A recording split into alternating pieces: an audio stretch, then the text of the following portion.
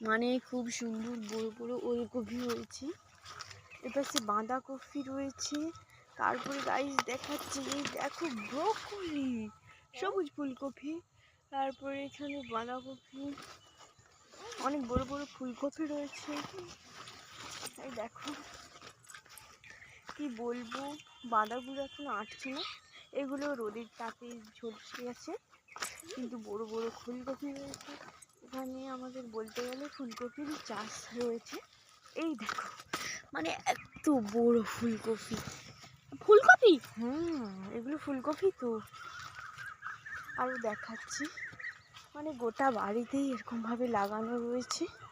ওই পাশটাতে বেশি রয়েছে, আসছে। এই দেখো এই সব বড়ো বড়ো ফুলকপি, কিন্তু ক্যামেরায় ছোট লাগলেও প্রচুর বড়ো বড়ো ফুলকপি। মাঝে মাঝে বিটকপির চারা লাগানো রয়েছে। এটা হচ্ছে বিটকপি গাছ।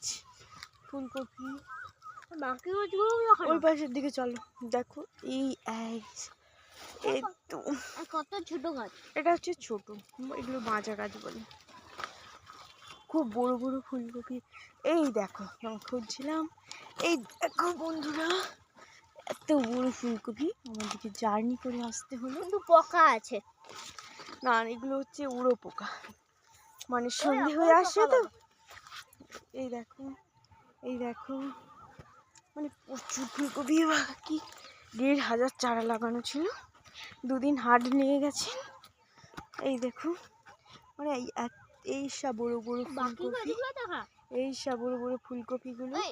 ওই গাছটার নামটা কি রে? এই যে এগুলো এখনো বাড়বে, কালকে কফি ছাঁটা হবে। এগুলো একটু রোদে তাপে। দাঁড়াও দাঁড়াও,